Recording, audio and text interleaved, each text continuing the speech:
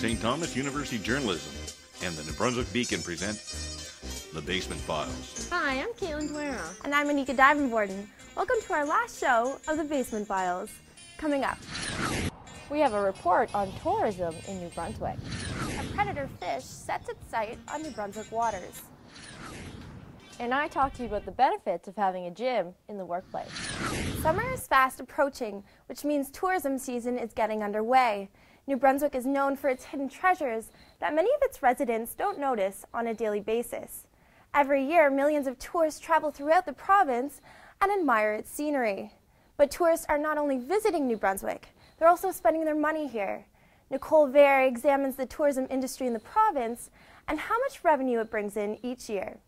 The city market in St. John is not only enjoyed by locals, it's recognized as one of the many spots throughout the city that tourists stop and take in a bit of maritime culture.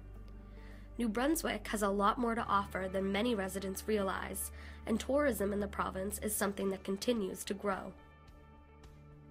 Stacey Russell works in tourism for the city of Fredericton and explains how they have seen an increase in visitor spending.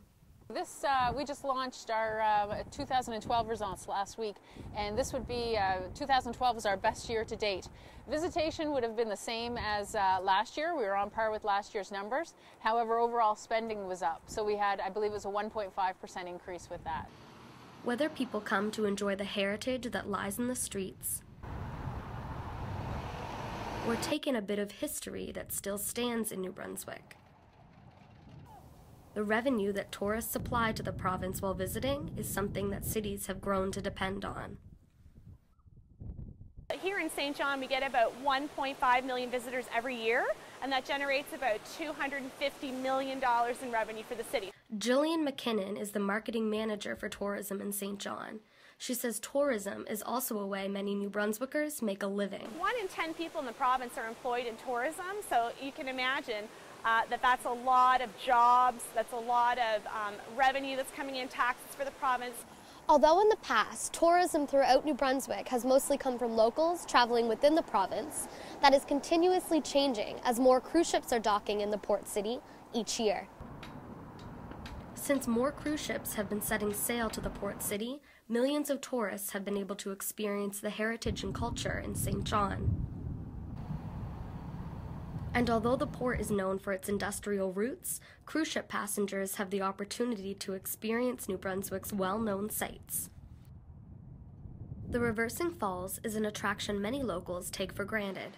However, the jet boat allows people to have an up-close and personal experience with a piece of New Brunswick. Local businesses and restaurants are benefiting from the tourism industry as well. I'm currently working at the St. John Ale House right through Market Square here, and I'm a chef there. Our business pretty much doubles in the summer, starting with the cruise ships sometime in May. When they start going, we get a lot of business from that. Our boardwalk's very, very busy, patio season, summertime. But it's not just during the summer months that people are enjoying New Brunswick. Tourism in the province is a year-round business, and many cities are expanding on winter activities. It's bringing people downtown. We actually had some comments in the office today of how cold it was on the weekend, but you couldn't tell just from how busy it was in the downtown. So that's a great thing to hear. Tourism not only brings money to the province, it also makes a city come alive. It really does come alive. It's interesting the way that works because there's so many more people on the street. And I think people on the street is really what makes a community and a neighborhood and a town. So I think it's really wonderful that we do get the kind of people that we get from bigger cities that come here to look at architecture and enjoy our city. Whether people are seeking adventure or taking in the nature that surrounds them, New Brunswick's aim is to get people to look at the province differently than they have before and discover what it has to offer. Growing up here, I really didn't often look around at what the city did have to offer, but it's definitely true that people come here to see the natural beauty. We've got all those great parks and Stonehammer and all the other cool things around here. So yeah, definitely. I think I definitely overlooked a lot of things when I was younger, but now I get to see it through fresher eyes as an adult after traveling, so it's kind of nice. Even though tourism in New Brunswick is growing, it has proven to be a struggle to get people to stop on their drive through the Maritimes. But with stronger initiatives in marketing, the tourism industry is hoping people will take the time to enjoy the province. Although cities in New Brunswick say they compete to get people to their destination, they express the importance of collaboration to allow tourists to experience New Brunswick as a whole. For STU Journalism, I'm Nicole Vare. As New Brunswick prepares for the tourism season, they also prepare for the fishing season. Many anticipate the first day of fishing, April 15th, but one fish species in the St. John River is making a splash among anglers. New Brunswick muskie are invasive, but have recently been classified as a St. Lawrence strain, giving them the potential to be world-class sizes. Shannon Mooney hooked the story. Here's what she found out. This is a spring salmon fly. Jason Wilcox is getting ready for this year's fishing season by tying flies. When he was a young boy, his father would take him fishing. I like fishing because, well, I don't know, it's my happy place. It's great to get out, be on the water. Just me and the fish, it's really relaxing. Wilcox fishes many species, but really likes fishing muskellunge and Atlantic salmon. While he says both are a challenge, he enjoys them for different reasons. Muskellunge, or muskies, are the largest member of the pike family. It's an invasive species that first appeared in the St. John River system in the 70s. Some anglers believe muskies contribute to the depletion of Atlantic salmon. Only a few thousand salmon are returning to the river, and that number is decreasing. That change is the result of a number of things, including the fact that we have the dams in the river now, so the fish don't have a free swim to where they need to spawn. Even though we try to manipulate it, it doesn't appear that we've been doing a very good job. Most New Brunswick anglers can agree that the local Atlantic salmon fishery will never be the same. And although studies show muskies rarely eat salmon, some say they still pose a threat. Depressing. Quite depressing, because it is because of Atlantic salmon that I got into the field of environmental management and environmental science in the first place. My experiences up in Renoose, New Brunswick, experiences with my father, it's like one of the two things we have in common. And it's one of the only two things we do together, so yeah, it's, you know, if Atlantic salmon were to disappear forever, I lose faith in humanity pretty quick, you know. They don't do their part to protect salmon, I guess. Muskies Canada is an angling club that focuses on preserving muskellunge. It has 14 clubs across Canada, and Wilcox is part of the St. John River chapter. They held their spring meeting on St. Patrick's Day this year, here in Fredericton. The club was excited to learn that New Brunswick muskies are from the St. Lawrence stock and average 11.5% larger than other strains. This increases the potential to catch trophy-sized muskies in the St. John River. It's kind of neat to know that our fish do have a potential to be world-class size fish. The St. John River chapter gathers for 2 meetings a year. They discuss club news, enjoy brunch, and a tackle swap. Lindsay Ross is a new member. It's nice to get more advice and feedback from other people, because you spend so much time in the water and you don't know what you're doing wrong or right or whatever. Chapter members take advantage of the opportunity to swap baits, stories, and memories. This year, the club wants to log more angling data to get more accurate information on the size, age, and catch rate of muskies in the St. John River. We are certainly dedicated to try to improve muskellunge numbers and habitat, and we're also hoping to one day have muskellunge recognized as a sport fish here in New Brunswick. Ron Levine is the Director-at-Large for the St. John River chapter of Muskies Canada. It's called a believer. There's nothing in the river that looks like that, but that catches fish. He's anxious to fish muskie in his new boat. He says salmon fishermen want muskies out of the St. John River. They kind of blame muskies on the depletion of salmon in the St. John River, and that's simply not the case, because they were going downhill since they put the Mactaquac Dam in the 1960s. Levine loves muskie fishing, but says it's an expensive hobby. I've got everything and more, and 2 and 3 and 4 of some of them. It has a potential for being multi-million-dollar tourism for the province. It's a cash fall for the province. Now that they're here, they're never going to get rid of them. Curry agrees, but is unsure it will be as big as salmon fishing. It's a fishery, and it actually has a very good potential to be a good economic fishery for the area. So I'm going to give this little topwater popper a try, and we'll see how it does. Most anglers are enjoying their peaceful time on the water while fishing, not thinking about the ecosystem. Curry's studies of the St. John River show that muskies tend to stay in the slower, warmer parts of the river and spawn while smolts, or young salmon, are migrating. So they're off in another part of the river altogether. They're away from where the smolts are. So mostly the muskellunge we saw were probably eating things like perch and brown bullhead. Furs says aquaculture and dams are the biggest threat to Atlantic salmon. I think, it can be managed. There's a lot of great projects going on to protect them right now. Just depends on what comes from those, I guess, if it's not too late. And we can't control what happens in the ocean, so we can't control them in that sense. But I don't think it'll ever be the same as it was, 50 or 100 years ago. The Atlantic salmon fisheries may have seen its glory days, but the muskie fishery is still new. Muskies Canada is dedicated to conserving and protecting the species and gaining new chapter members. New members, there's always somebody willing to take you out. And to get you hooked, I want you to catch a fish. Oh! What do you think of that, folks? Hey? How's that for a big fish? While the future of Atlantic salmon remains uncertain, some local anglers are dedicated to making the best out of the king sport fish while it lasts. For STU Journalism, I'm Shannon Mooney. Hi, I'm Bronte James. Later on the Basement Files, I'll show you why university students are so stressed and how it's affecting their mental health. There's different factors when it comes to student life of what may cause that stress, from schoolwork to just work in general, to friendships and relationships. I'll also show you how the university tries to help.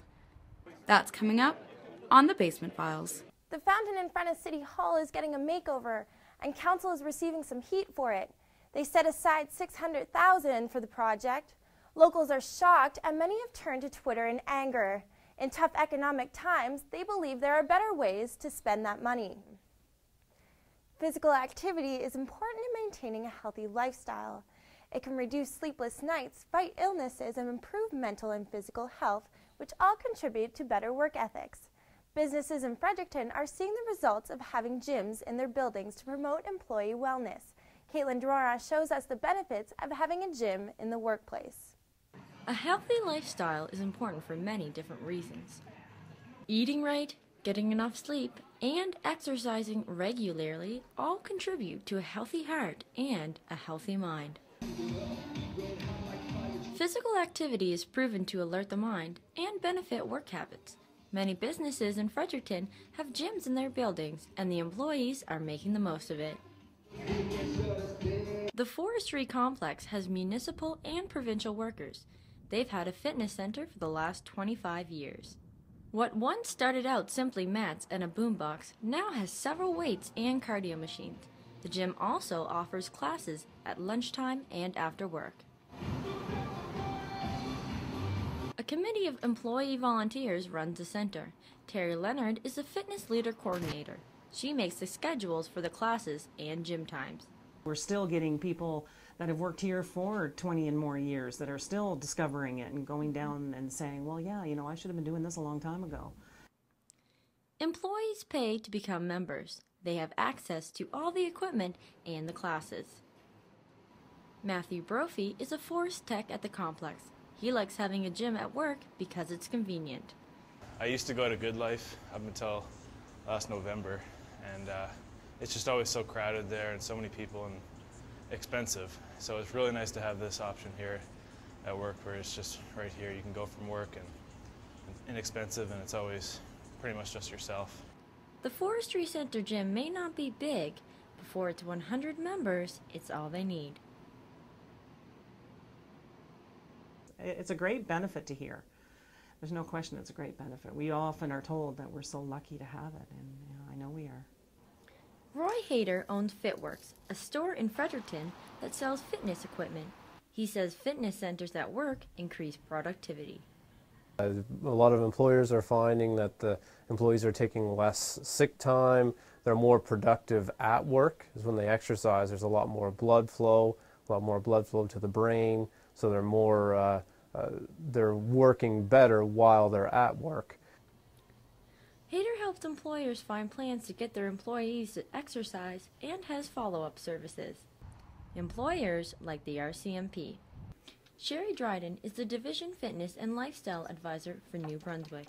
She says physical activity is important, especially for police officers. It's not that often that they have to be physical, but when they do, they go from 0 to 100%, so it's all-out effort. So it's very important that they're ready to go at the drop of a hat, and that they can run, they can fight, they can do what's required of them on their job. New Brunswick RCMP has 40 gyms in their stations around the province. Their headquarters is in Fredericton. Tara Crawford is a public service employee with the RCMP. She coordinates fitness classes during lunchtime. If people feel better about themselves, then their productivity level at work will be even better. So it's important to keep fit, and people are healthier, happier, and just feel better about themselves and can perform better in their duties. The RCMP headquarters gym has about 10 weight stations and 5 cardio stations, as well as a number of free weights. It is available to all 300 employees and is used by about 60% of them. And the number is only growing. The gym offers 120 lockers for men and 60 for women employees. But right now, there's a waiting list for women. But the benefits of the weight are worth it. It's almost endless. Some of it's weight control, but it's mainly helps with your overall quality of life. Physical health is not only beneficial to those at work, but anyone experiencing stress or anxiety. Studies show that exercising every day can reduce stress and anxiety levels by up to 40%. So whether the gym be at the city, at your work, or a university campus, it's there to help you maintain a healthy lifestyle. For STU Journalism, I'm Caitlin Duera. Students should take advantage of the gyms on campus. Good mental health in university students is declining because they are under more stress than ever. Many are away from home for the first time. Student loans, the rising tuition rates, and the workload are causing students to lose sleep. The university offers counseling service, but is that enough? Bronte James looks into some of the causes of stress and what students are doing to deal with it. Computers are great for helping you study, but they can't write the exam for you. Stress over finals are creating cases of poor mental health among students. Exams are always a big one. People always stress over exams, me included. I don't have that many this year, but when you do have a lot of exams, it normally is a lot to take on. Most of my friends are having mental breakdowns right now. Yeah. And yes, I'm just as stressed as they are. Final assignments are due and exam time is just around the corner. Some are spending their days writing papers, and some spend hours at the library trying to finish assignments and study for exams. But too much studying can increase stress levels. The university hires and trains students like Alex Walsh to become proctors. Their job is to help other students deal with their stress. It's just a wide range of issues that we're just here to make sure that we can get them the right support and make sure that everything's good and hunky-dory for everyone that wants to live here. Proctors go through a week of training and scenarios to prepare them for students who are overwhelmed with school.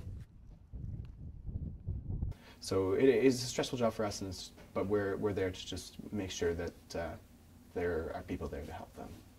And plus just talking to people and calming them down and really just having long late-night chats, 3 in the morning, just sitting there for hours, just, So sometimes people just want an ear to listen to, Exam time is the most stressful for students.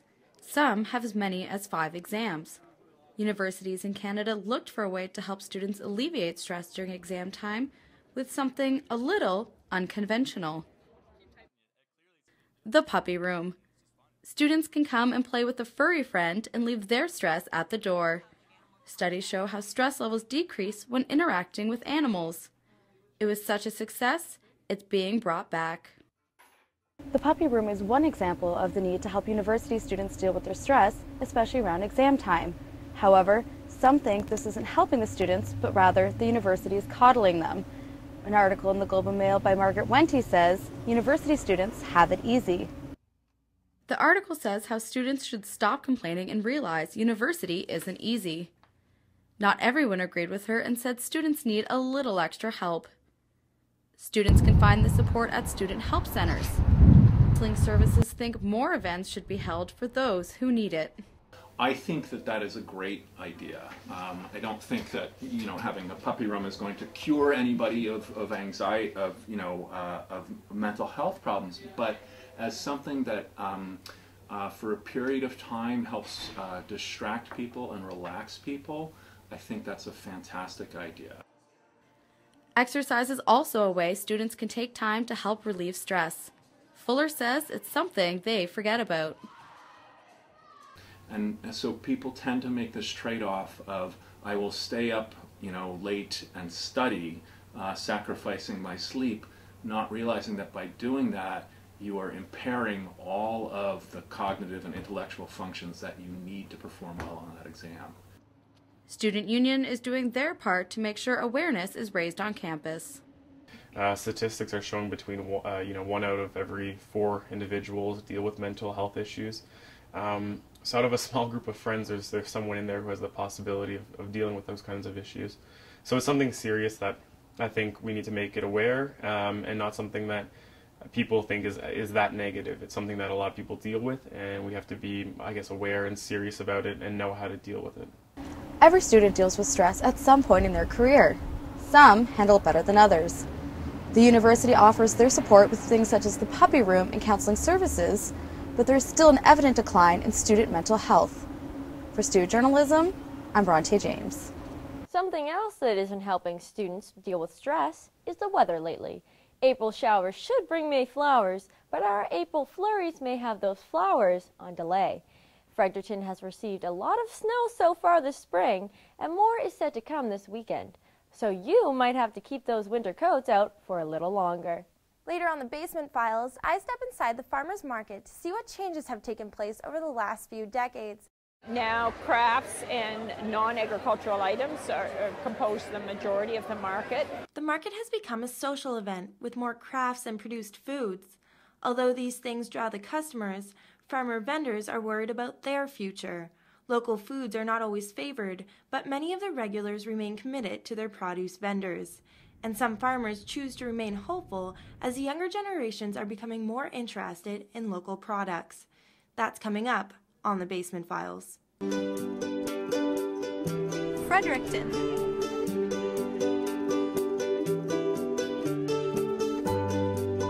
Fredericton has all the elements of small town beauty, safety, and friendliness, as well as the diverse activities of an urban city.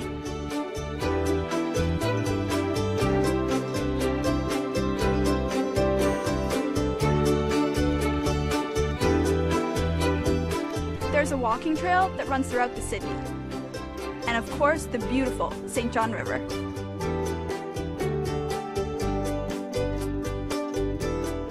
Whether you're shopping downtown or visiting the Beaverbrook Art Gallery, there's always something to do when you need a break from the books.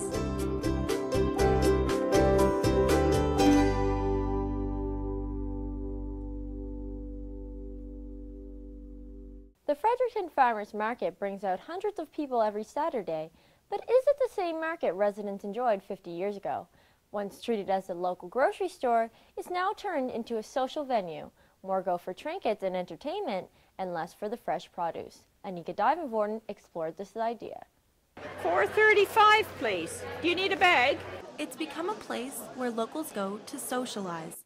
The Fredericton Boys Farmers Market is known as the place to be on Saturday mornings. Thank you, man. Appreciate it. Locals have a variety of trinkets to choose from, grilled foods, sweets, beverages.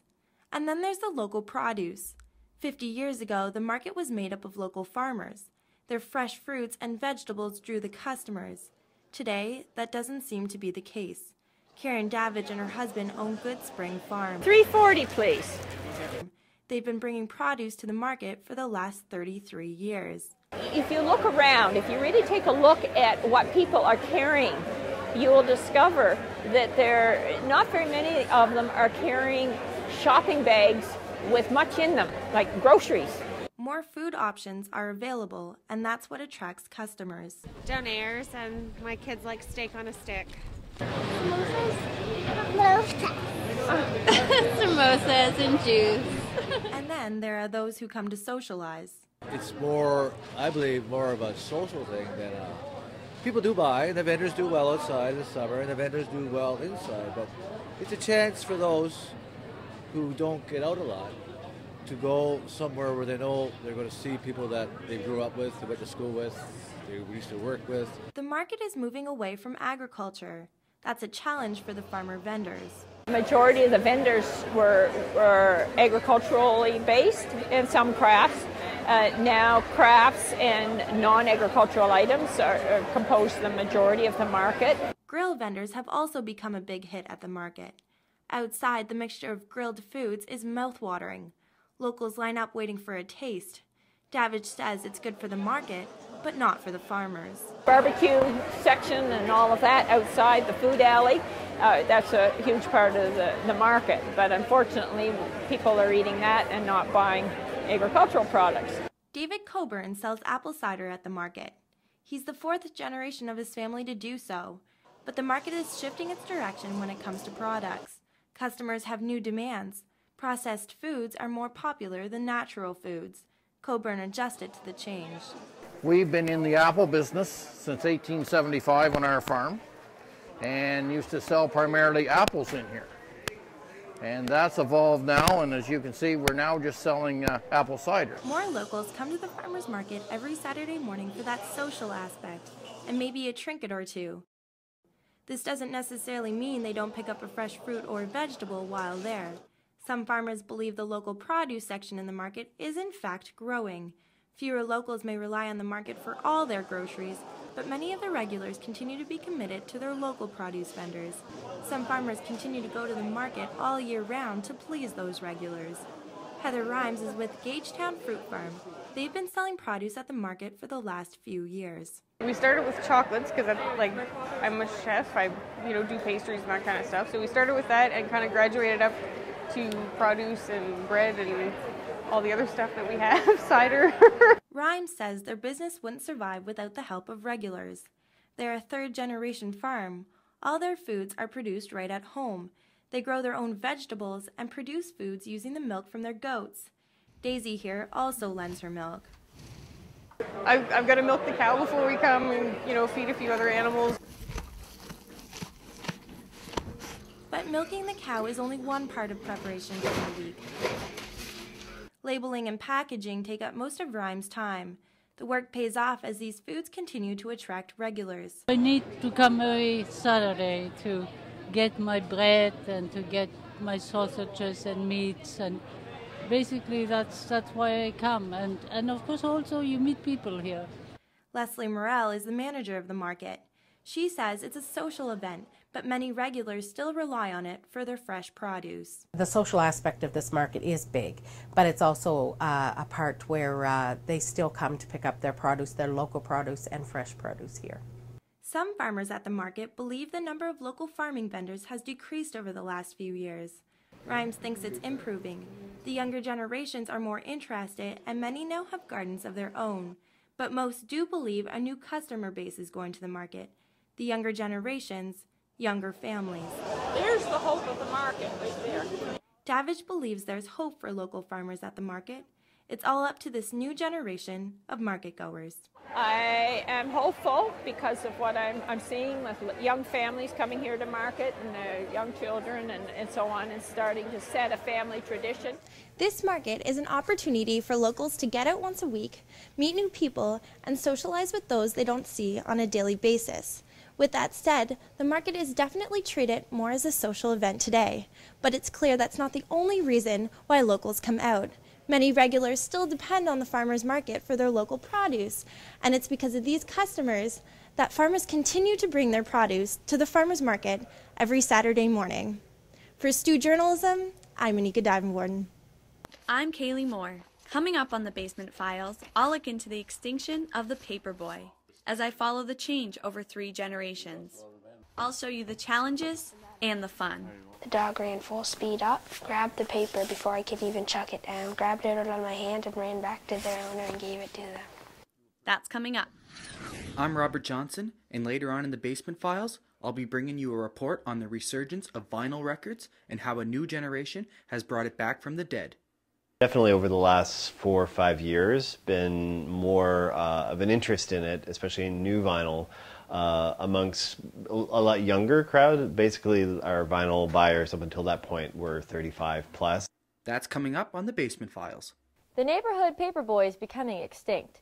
Adults in cars are replacing children on bikes or foot, but some can still be found, and with them, tradition. Teaching children responsibility while earning some pocket money has lasted over decades. Kaylee Moore met with 3 generations of paperboys and has their stories. Extra! Please grab young fella, extra, extra! Read all about it! You won't see that on street corners today. Extra! Extra, extra! Read all Paperboys of the 1940s were salesmen. No papers, no money. But papers are delivered a bit differently today. 11-year-old Nick Blom carries in the papers each morning, delivered to his driveway by Brunswick News. He rolls them and counts, before splitting the pile with his dad, Tim. He says bagging the papers keep them dry, and they're easier to grab from his backpack.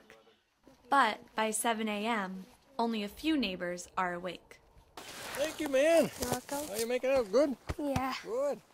I like your outfit. Thank you. See ya. Yeah, I think it's nice that I got to know a few more people than I did before. It's an early morning, but Nick doesn't mind. Of his 26 customers, only 2 still pay in cash. The rest pay online. The 6th grader gets Sundays off and Christmas Day. The paper must be delivered in all weather conditions, rain or snow. But there are perks. Oh, and a customer gave you a treat.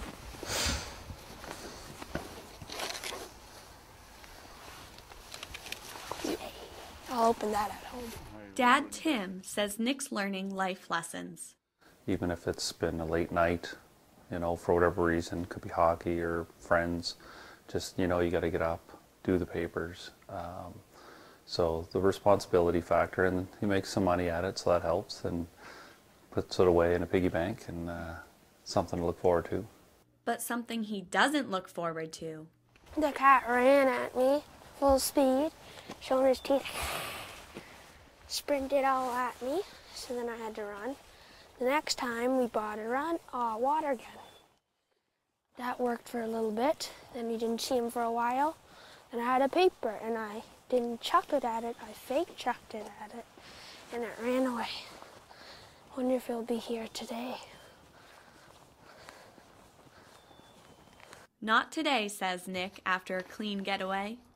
On to the next house. In 1990, 70% of newspapers were delivered by a young paper boy or girl. That number today has decreased to less than 13%. As newspapers transition to adults driving vans, the old-fashioned paper boy may become a job that future generations only hear about in movies or from their grandparents. I guess times change and we have to change with them. So they say. I'm one of the old-fashioned fellows myself. Bill Barrett delivered papers on University Avenue in 1935.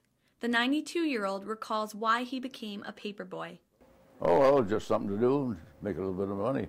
Things were tough back in the 30s, you know, hungry 30s we called them. And gave me pocket money.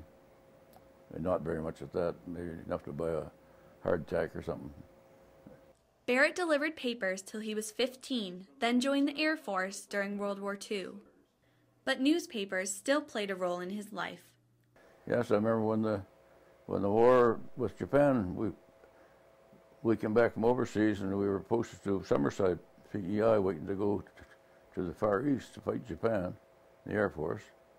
And I remember my late wife and I came out of the theater one afternoon, or out of the cinema, and there was a sort of a headlines, War with Japan is over. So a month later I was discharged from the Air Force. Today, Barrett looks forward to the morning paper delivery. But his paper boy is an adult with a car. He starts each morning with a cup of tea and the crossword puzzle.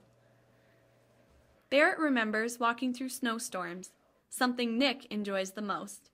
I sometimes do with my sister, and then we'll usually either go walk or go snowshoeing, and we'll put our papers into a sled, and then we'll start at the bottom, go all the way up to the top.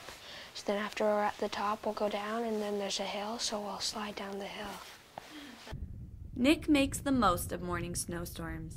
It may be early, but afternoon deliveries can bring other challenges. When I was delivering the paper, it was after school, so we got home off the bus, did our paper routine, which took about 45 minutes, and go around the neighborhood. Meanwhile, sometimes if it was nice out, the kids would be playing baseball or road hockey, and I'd miss out on that. Barrett also delivered after school. He eventually became an engineer for the city until retiring in 1979. The Fredericton Water Treatment Plant was named after him. Besides delivering newspapers, Nick and Barrett share another connection. Nick wants to be an engineer when he grows up. I remember I figured out a bunch of technology things with my friends. 3 generations of paper boys with their own story but similar memories. They all say the hometown connection is the greatest part of the job. It's nice to have the paper boy, I think. The community, it brings the community together, and they see the kids out on the street, and after they deliver the paper, maybe in the afternoon or in the evening, and they're biking around, and they can say hi to the kids and get to know them a little better. Adults can hold heavier loads and are more appealing to circulation outlets. This has caused more kids to give up the routes. But for now, the neighborhood paper boy carries on for another day. For STU Journalism, I'm Kaylee Moore. While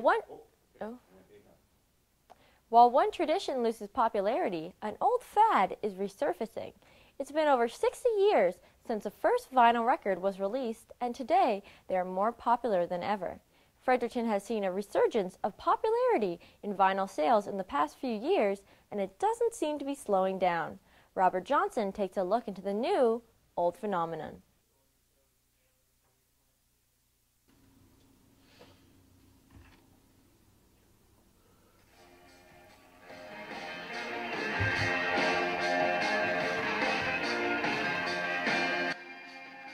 Music enthusiasts say that's the best recorded sound available.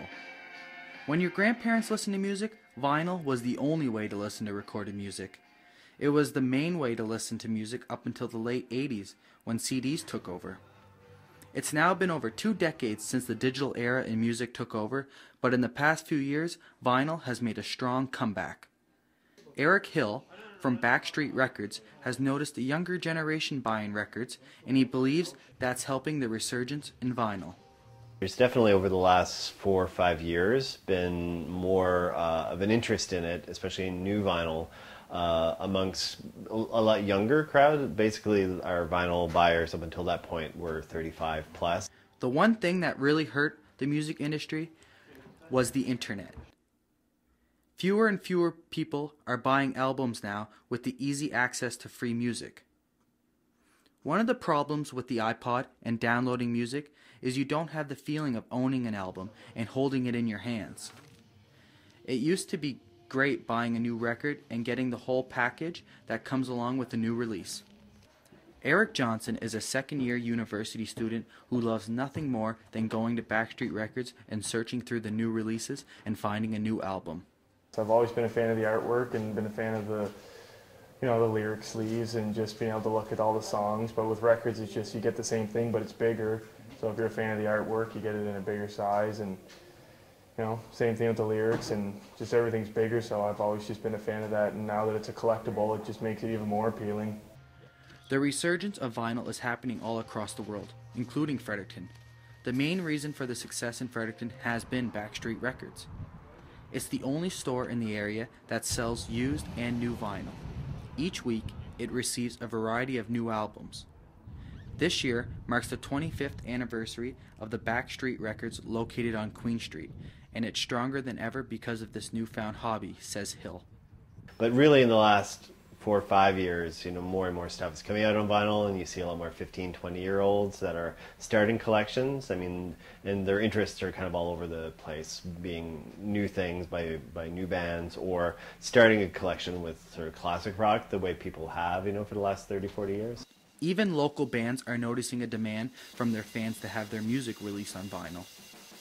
Luke Woods is a drummer in the band called Red Castle. He's been an avid vinyl lover since he can remember. Analog versus digital. So if you MP3, CD, anything like that, it's all compressed. It's not the original sound. But vinyl is recorded analog and comes out of the speaker analog. So you get more of that, the sound that the artist intended you to get in the first place.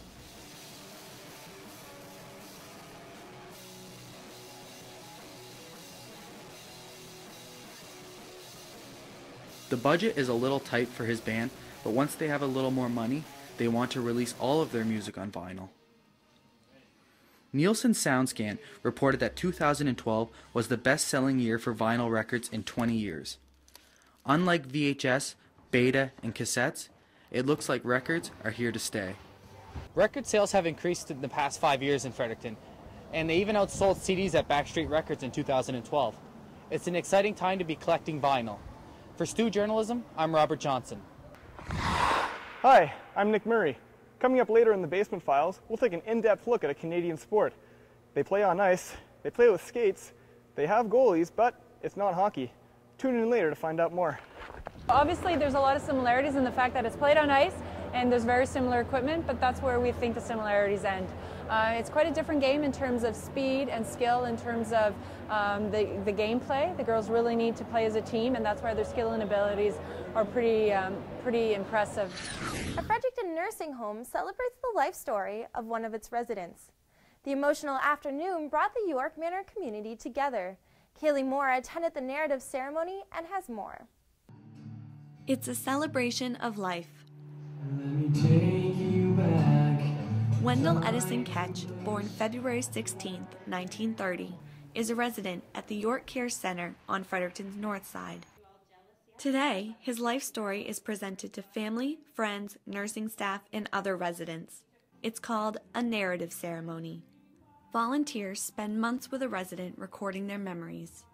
We had a great little helper there, that girl there that put it all together there for us. She's a miracle. Alyssa Furlot spent more than a year putting together Wendell's narrative. She says it was an emotional journey. I would say for the most part, when he talks about Violet, as you can see with the slideshow, it's really hard to hold back your tears because, he loves her so much, and where she's her memory's starting to go, it's really difficult for him, so to see him get emotional kind of makes you emotional about the same thing, so. Violet is Wendell's wife. He shared their memories and love throughout his narrative, from their wedding day to the birth of their only daughter. They share a room at the center and family visits every weekend. The narrative brought back childhood memories for their youngest son, Owen. It wasn't there, but it made me think of things like when we went to Cape Breton Island and anytime we went camping, that kind of thing like that. So yeah, it brings those things back. All good memories, really good ones. Daphne Noonan started the program 5 years ago. She says with each year, families find new meaning rewatching their loved one's story. Over the years in particular, they take on a meaning obviously when you're watching it in the room when they're here, but also, residents when they pass away. We know that now, over 5 years, we've lost a number of the residents, and we bump into families that say, that it's so precious now. Families coming together to celebrate history through stories and laughs.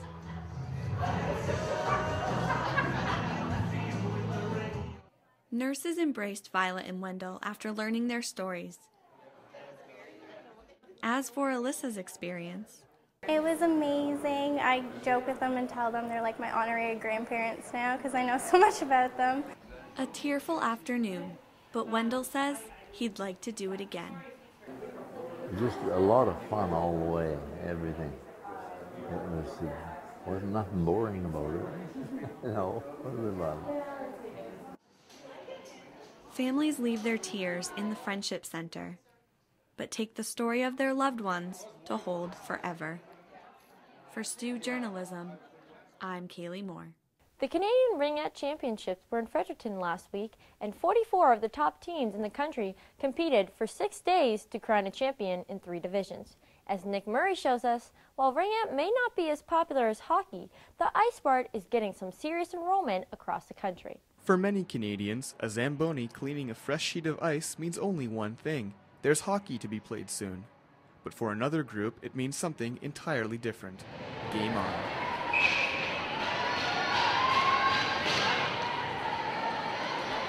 Ringette is quickly on the uprise again, not as an alternative to girls' hockey, but as its own culture, and as a sport that's getting its own spot in the heart of Canadian winter sports fans. The game is very competitive in Canada, but it's not an Olympic sport because of low participation rates around the world. Finland, Russia, Sweden, and the United States are the only countries with national teams. There's about 30,000 ringette players across Canada today, many of whom play in 3 divisions: the Under-16 division, the Under-19 division, and the National Ringette League, better known as the NRL. It's the highest level of ringette in Canada, but it's not a professional league. They sell tickets to their games, but the women pay out of their own pockets to play. Earlier this year, Fredericton hosted the Canadian Ringette Championships. The 6-day tournament brought more than 1,200 people to the city. The Sport Tourism Economic Assessment Model estimated a $2.7 million impact for the city, but that number is much larger on the provincial scale. Yeah, the economic impact statement for the province of New Brunswick was about $3.75 million. Many locals took interest in the tournament and helped out in any way they could. Tournament chair Connie Nichols says it's great exposure for the sport. Oh, the volunteers have been great. We've had close to 200 volunteers. We're running 6 ice surfaces. It takes a minimum just for the game itself 7 people. And then we have tournament officers, the volunteer officers, our ticket takers, our runners. So it's been a lot. They've been all out. They've been great. 44 teams played in the tournament. 3 were from New Brunswick, with 2 teams in the Under-16 division and 1 in the Under-19 division. Nichols says there's about 140 players enrolled in ringette in Fredericton. That number is growing, but Ringette Canada Executive Director Natasha Johnson says the game is underrated. Well, of course, as a participant and an administrator, I think it is underrated. And I think, I've had the pleasure of speaking this week with a lot of people that have never seen it, never had the opportunity to watch a game at this level. And I think a lot of them have been in awe, to be very honest, in terms of the skills and abilities that they're seeing on the ice. Enrollment took a hit in 1998 when the Olympic women's hockey team won gold in Nagano. But slowly and surely, Johnson says girls are coming back over to ringette. Well, I think, we've seen a steady increase, and I think, again, it's just being able to expose our sport to more and more communities across Canada. And we know that sometimes for a new sport to kind of grow, it takes a champion within those communities to help that growth. So we're seeing some of these pockets emerging in different communities across Canada, and people, I think it's one of those things as well. In ringette, we like to say that often once you're exposed to it, you become a lifer. People stay engaged for a very, very long time, either as a participant or they give back to the sport through other means, coaching, officiating, or administration. So, yeah, it's one of those sports that definitely once you're in it usually for life.